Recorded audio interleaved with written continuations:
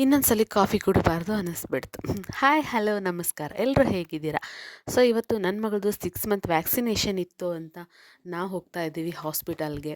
ಈ ದಾರಿಯೆಲ್ಲ ನೋಡ್ತಾ ಇದ್ದರೆ ಕಾಲೇಜ್ ಟೈಮ್ ನೆನಪಾಗುತ್ತೆ. ಹಾಗೆ 6 ಮಂತ್ಸ್ ವ್ಯಾಕ್ಸಿನೇಷನ್ನು ಗೌರ್ಮೆಂಟಲ್ಲಿರಲ್ಲ, ಇದು ಪ್ರೈವೇಟಲ್ಲಿ ಮಾತ್ರ ಇರುತ್ತೆ. ಇದ್ರ ಬಗ್ಗೆ ಅಪ್ಡೇಟ್ ಬೇಕಂದರೆ ನನಗೆ ಕಮೆಂಟ್ ಮಾಡಿ. ಹಾಗೆ ಹಾಸ್ಪಿಟಲ್ ಬಂದಾಯಿತು. ಸರಿ ಅಂತ ವ್ಯಾಕ್ಸಿನೇಷನ್ ಹಾಕ್ಸಿದ್ರಾಯ್ತು ಅಂತ ಕಾಲ್ ಮಾಡಿ ಕೇಳ್ಕೊಂಡಿದ್ವಿ. ಡಾಕ್ಟ್ರೆಲ್ಲ ಇರ್ತಾರೆ ಅಂತ ಹೇಳಿದರು. ಹಾಗಾಗಿ ನಾನು, ಅಮ್ಮ ಮತ್ತು ಅಮ್ಮ ಹೋಗ್ತಾ ಇದ್ವಿ.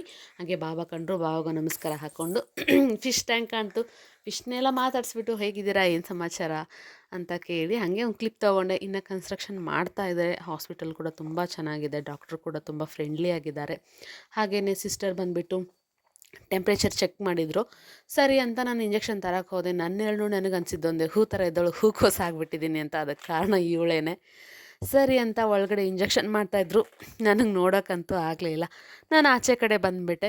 ಅದಾದಮೇಲೆ ಯಾಕೋ ತಲೆ ನೋವ್ತಾ ಇತ್ತು. ಸರಿ ಅಂತ ಒಂದು ಕಪ್ ಕಾಫಿ ಕುಡಿಯೋಣ ಅಂತ ಕೆಫೆಗೆ ಹೋಗಿ ಕಾಫಿ ಕುಡಿತಾ ಇದ್ದೆ.